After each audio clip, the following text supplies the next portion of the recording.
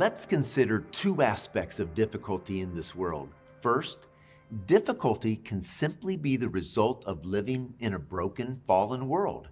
Difficulty just is. Typhoons, hurricanes, earthquakes, wildfires, floods, car accidents, painful relationships, disease, sickness, broken bones, hair loss, acne, heart attacks. Everything in this world is broken and falling apart, and we live right in the midst of it with nowhere to run and hide.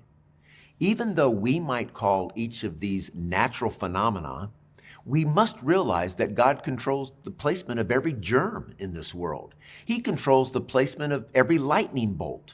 Every mosquito bite is under His control. He is right there in the midst of every painful event in this world, even traumatic ones, and could stop any of them at any moment if He chose to do so.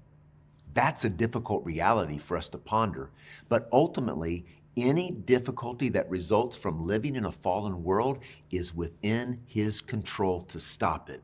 So, as difficult as it might be to understand, it is all for good.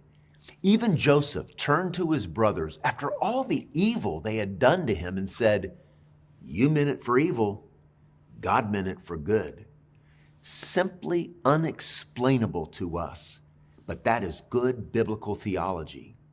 Second, difficulty can be the result of discipline. We do wrong and we pay the consequences, whether a 2-year-old who breaks the rules of mom and dad or a 37-year-old who goes to prison for grand larceny. And we know theologically that the Lord disciplines His people. This is clear in the Old Testament with the basic theology found in the Mosaic covenant. Obedience brings blessing. Disobedience brings the curse or discipline.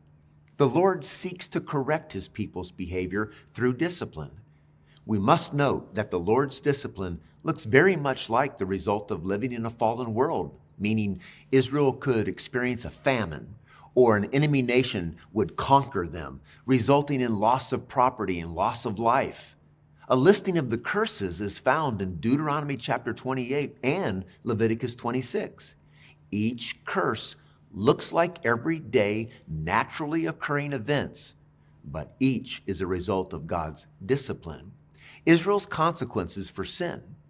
Like a good parent, the Lord's discipline was clearly communicated prior to enforcing it. So, whether earthly parents or a heavenly Father, the goal of discipline is corrective, to turn a person back to a place where they can experience life and blessing.